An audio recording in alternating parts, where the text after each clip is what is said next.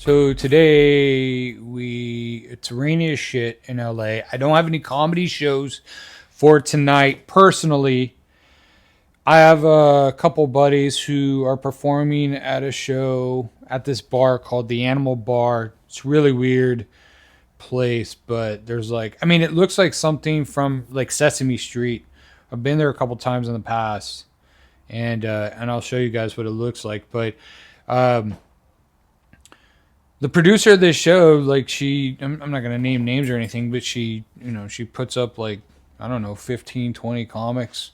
I have no idea how much time they have. I've never seen her shows, but I'm just going off the flyer. There's a lot of people.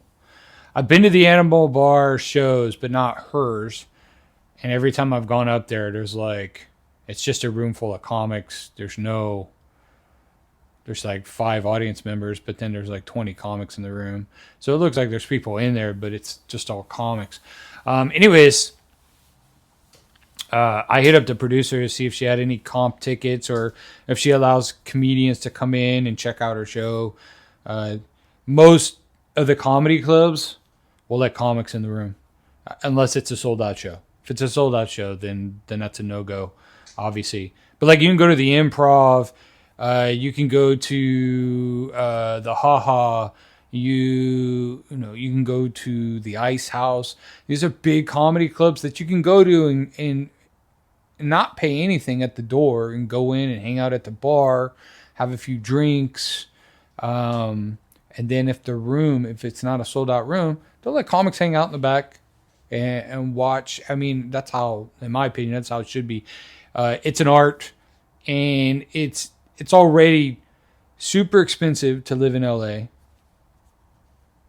and we're all struggling as artists to get stage time, to stand out. Sorry, there's like something like a hair or something in my face. It's already challenging to like be able to spend gas money to find parking to get to a location, but now I got to pay $25 to get into your show as a comedian. I want to go support your show.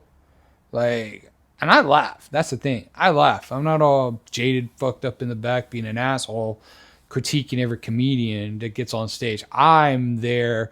I actually will have a couple beers, support the venue. I actually go and laugh and support the comics and have a good time. But some people, that's how they, that's the bar they hold, and that's fine.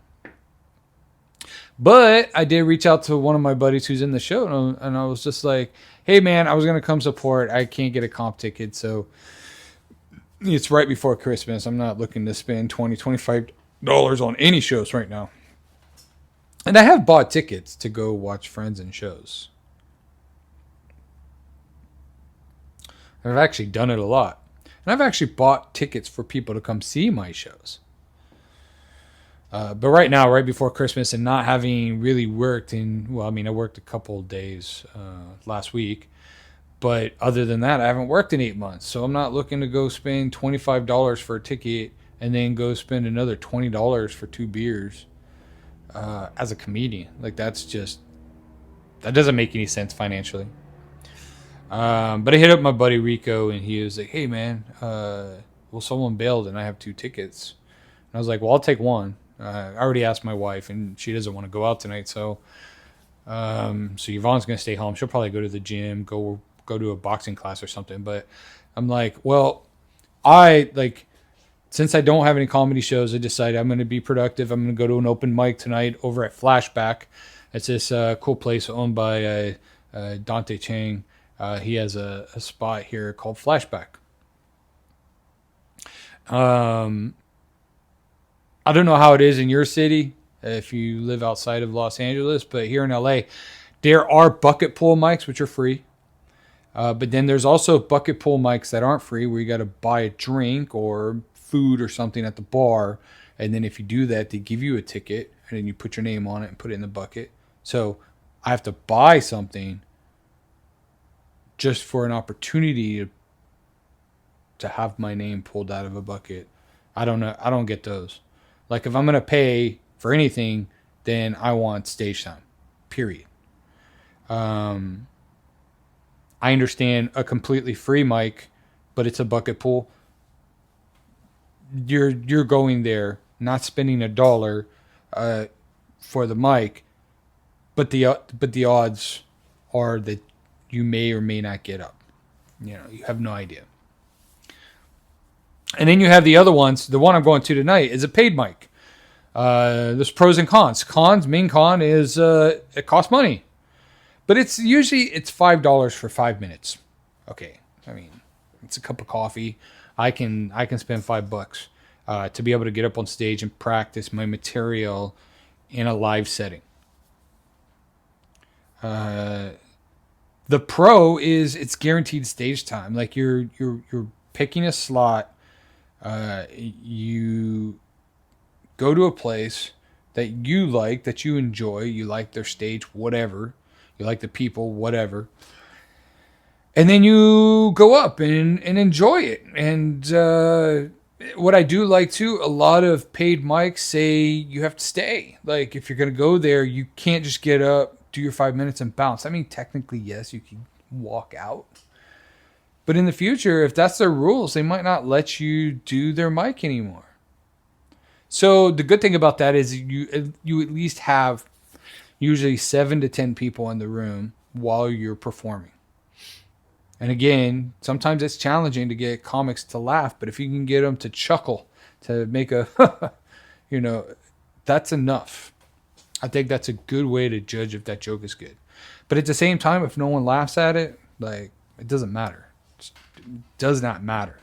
You hear comics all the time, like, oh, they get up, they say something, no one laughs at an open mic. The room's full of comedians. No one laughs, and they're like, oh, I guess I'm going to throw that one in the trash. It's so stupid. Like, get out of your head, bro. Get out of your head. Half the room isn't even listening to you because they're thinking about what they're going to say when they get up on stage. But I'm going to go do that. That's tonight at 7. I'm going to go do that. It's from 7 to 8.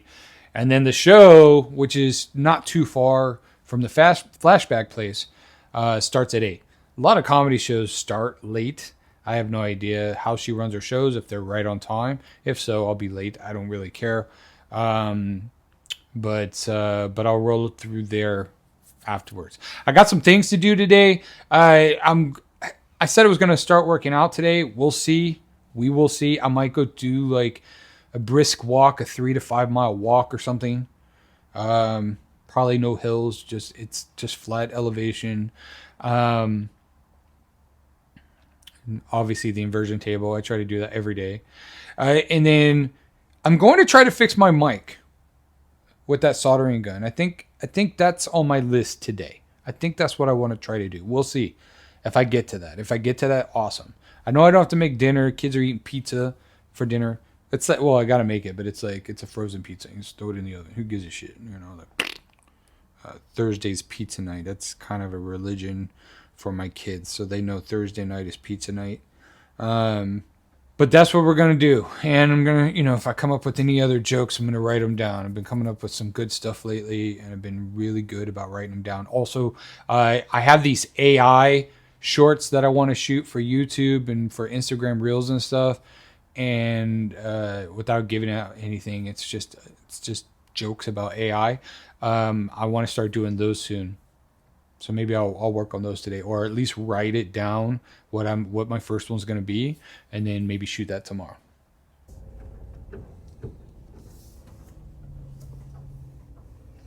There's like a stick in my truck. All right, I have no idea what's in my fucking truck. I drove over some sticks earlier, and I think that's what I'm hitting. Or not hitting, but something in my wheel. It's that wheel. Can you guys hear that? I don't know. It's pissing me off. All right, get out of my way, homie.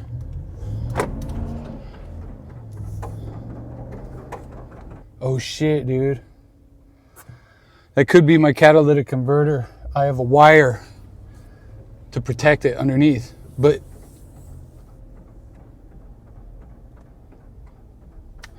I gotta figure this out, dude, because I don't want to get on the freeway and they rip my exhaust off my car or something stupid. All right. Well, I'm supposed to be going to an open mic right now. I'm going to ask my wife if I could take her car.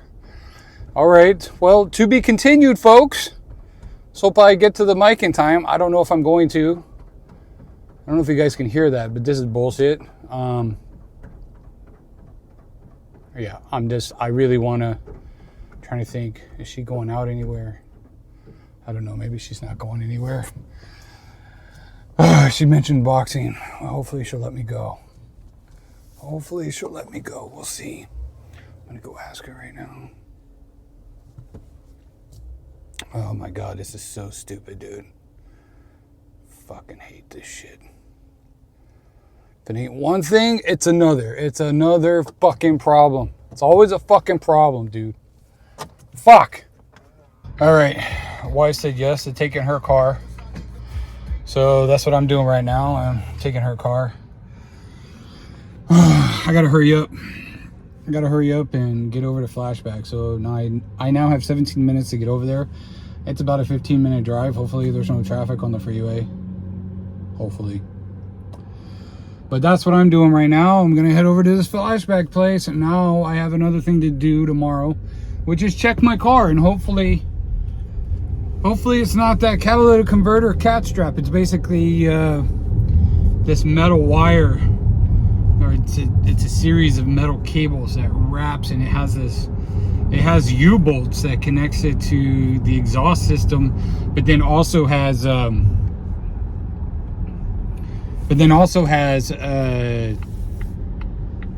like this glue. It's self-adhesive, so it's pretty tacky. You stick it to the exhaust, and then it takes a few days. It heats up with the exhaust, and basically adheres to the exhaust system using the heat. I put this thing on like at least 6 months ago onto my truck, so it had all summer to heat up. But now with it being cold and rainy, I'm like, is it coming off? If so, they better pay me back, because that would be garbage. Anyways, I kept hearing this click, click, click, click, click, which makes me think it's something in the wheel well that's spinning. So I don't think it's the cat strap, but I don't know if it's the end of the cat strap flinging around and the wheels hitting it. I don't know, but we'll see what happens tomorrow. I got to figure that out, because I did want to take my kids and take them out and maybe get something for Yvonne for Christmas. And she's going to be going at work tomorrow. So that's what the plan was for tomorrow. But now I got to figure out what the hell's in my car that's making all that noise. Hopefully it's just a stick or something that got stuck up into the suspension or something, and it's on the backside of the wheel and it's smacking in the wheel well. I don't know, but hopefully we'll get that figured out. Right now we're headed over to Flashback, as I said. Hopefully I get there in time, because when I signed up, I think I was first on the list, on the slotted list. And I don't care about going first at this point. It's a mic, so I don't really give a shit. You kind of start off, and sometimes people want to laugh, sometimes people don't. I really don't care, but I just want to probably rant about a few different things. I'm not going to go over like material, just rant about a few topics and see what happens. But other than that, after that, I'm going to rush over to the Animal Bar, check out my boy Rico's show. He's a newer comic, but he's a very, very funny dude. And he has so much potential. I've seen him do a few different showcases. I think I've seen him do some showcases with Greg Dean, the comedy professor of comedy. But I haven't seen him do a booked show yet. So it's a little different when you actually get booked by a booker. But I think he's done one already with this booker. I wasn't able to make it. So he should be fairly comfortable doing his show. But I'm looking forward to that. But I'm happy my wife let me use her car, because I think she wanted to go to a boxing class or whatnot. So I know I just kind of messed up her evening. but I already had this stuff planned. She knows that, and good thing is my wife is pretty badass, so she was like, yeah, go ahead and take the car. So yeah, more to come. Sammy and you are on deck. We're coming in right now. Chris Keeter, give it up, come on. Woo! Chris Keeter. Give it up for my new last name, Keeter. Keeter. I tried. You did try. I mean, dude, it's I with 2 D's. I mean, it's English is it's a short I, bro. It's a short I. Chris Keeter. Hey, Chris Kiter.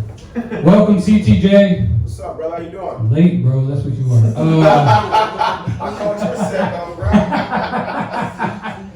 Oh man, yeah, Dante, dude. Yeah, you're right, dude. You need a stool, even though I don't want to sit on. Actually, you know what pisses me off, dude? The people who have the mics with the articulating arm, dude. That shit pisses me off. You know, it's like all bent over and. Yeah, that's fucking whack, dude. Like I'm not playing the piano. Like that's what that shit's for, man. I don't know, man. You're into To Catch a Predator, dude. I got kids. Fuck that shit, dude. I would jump to the TV so fast and everyone. I can't watch that shit. What I got into recently, like on Instagram, so I live in Glendale, which is like the worst city to live in as a driver. Like statistically, we have the worst drivers. We have the highest insurance in the country. It's the worst city. You know what I found the other day? My new favorite show, Instagram's Only in Glendale. Only in Glendale, baby. So I spent 2.5 hours. And then I stopped because I realized if I go back too far, I'm going to probably find myself on there. I guarantee you I'm on there. It is so much fun. You're just watching so many Karens, people cutting each other off, car accidents, and I'm in the middle of it. Now I understand why my daughter doesn't want her to get her license. Yeah, I love that though. That's my new thing. That's my new reality show. Welcome, how you doing, man? You're here. You made it. I thought I was going to be late. Do any of you have a $70,000 truck that's, you know, brand new and it just keeps falling apart? Not just me. Just me. That sucks. It fucking, you know, this car, like, so I get this truck, I spent all this money on it, and in the first 6 months it gets vandalized for $10,000 of damage. Right? So $10,000, insurance fixed it. Thank you, AAA. Oh yeah, thank you. A week after I get the truck back from the body shop, my son decides to open his car door too fast and hit a tree. So he put a dent in the door. I really restrained myself on that one. Yeah, I really restrained. Thank you. That definitely deserves an applause. And then a month after I got my truck back from the shop, I was pulling out of a parking lot right behind a guy who decided to spin his wheels and kick up a stone. So if you see my truck's not out front. But it has a crack in the windshield, so that's lovely. So it's nice, right? I had an old lady walk up to my truck a few weeks ago, and she's just like, poor truck. Fuck you, bitch. Like, yeah, it's not a lot of jokes there, guys. Let's see what else I want to talk about. I feel like our country's super divided right now. I mean, everyone says it's been divided, but like right now it's really divided. There's a lot of hate. Like people are like severely obsessed with or like extremely hate Taylor Swift. And I don't know. I fucking hate that bitch, dude. What? Fuck you, dude. I'm meeting a We're gonna fight. Yeah, no, I can't stand her. Was it you who like loves her? Someone here. There was someone who was hosting like 2 weeks ago that was playing Taylor Swift. I like Taylor Swift. Oh, that was you. That was you. Oh yeah, why don't you explain that? You explain that when you do it, dude. Oh God, I can't stand that woman. Let's see. What else? My wife and my kids think I have a problem. I spend about $600 a month at Starbucks. Jesus. Dude. Yeah, it's a problem. It's an addiction. I have several addictions, but that's one of them. Everyone there knows me by name, and I've had several baristas come out and support my comedy shows, so very expensive to get people out at your shows. $600 a month. My son told me the other day, he goes, Daddy, you need a shot collar. I go, for what? He goes, for every time you think of Starbucks. All right, guys. I'm Chris Gator. Thank you. Yeah. All right, that was a fun mic. A very, very fun mic. Sorry if it's a little bumpy. I'm in my wife's car, so I don't have my car mount. It was a fun mic. I was the one who started off the night, so it was started off a little slow, obviously. First 3 comics, it was really slow, but then it just started ramping up, and then it just got chaotic. There were no women in there. It was just dudes. We had one guy who started dancing. We were roasting that mofo. It was hilarious. Shout out to Panda Dude. Shout out to my to my guy Clay Talk and John CTJ, and then John Brick. And we were having a good time, dude. We were just in there laughing. It got wild towards the end. We were blasting music during the sets. Like, guys weren't even able to get to. And the thing is, I wanted to record it. I would love to share that shit, but that's behind the scenes shit we can't share. It's not okay to be sharing other people. I mean, maybe in the future if I'm able to like get their permission, but it's not okay to be recording people's stuff. I recorded my set, obviously, but then it just started getting wild, and man, I wish I could share it. We were laughing so much. We had a great time. But now I'm almost over. It was only 1.5 miles away from this animal bar place. It's basically on the top floor above a bowling alley called Pins here in the valley. Yeah, the place is called Animal Bar. I'll show you guys what it looks like. I think the pills are making her a little more emotional than I'm not an emotional person. Like, I want to be. Like, when I see somebody cry, I'm like, oh man, that's so fucking cool. Like, how do they do that? Like, are they, my first thing when somebody cries, I'm like, they're lying. One could possibly, you know, people die. You're gonna cry about it. Okay, that was a fun show. It wasn't a very big audience, as I suspected. A lot of times, this spot, the Animal Bar, it's a gorgeous bar on top of a bowling alley called Pins here in the valley. And the bar is just, I think the bar is super creative. It's super pretty. Plenty of parking here. It's super accessible, but for some reason, like, this is like the 4th show I've gone to at this bar. Like, it seems like there's always like 4 audience members and then a room full of comics. I don't know if that's like this lady Joanne who put the show together actually has like, I don't know, 18 comics in the lineup, which is so many comics. And it's just, and you know, the show is like 2.5 hours long, very long show. I don't know if, as a producer, because I'm not experienced in that department, is it easier to like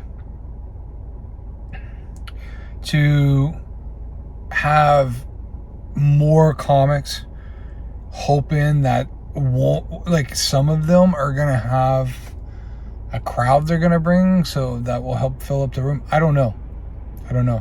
I feel like, here's what I want to do.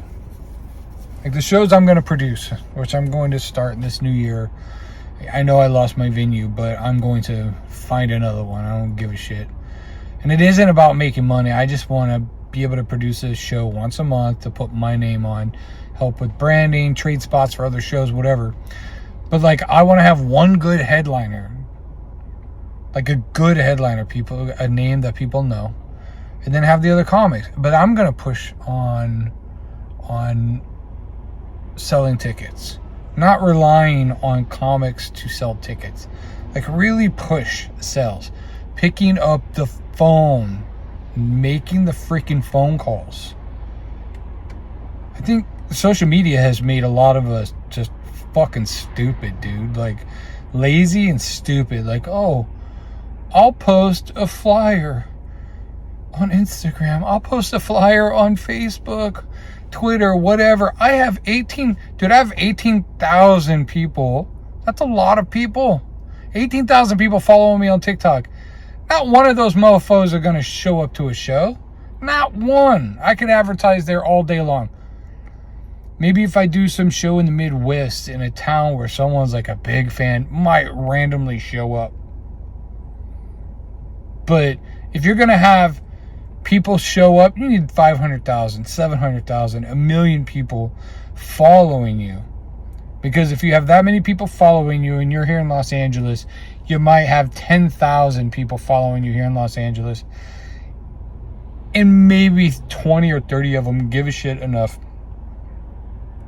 to see your post and then want to like show up to your shit. Do you know what I mean?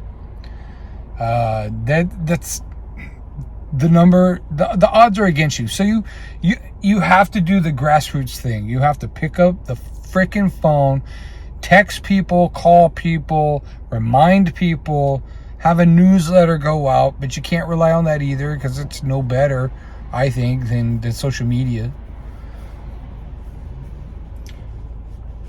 So you have to, like, I think that's the problem. Like, this bar is dope, dude. Like, would I want to do a show here? Maybe.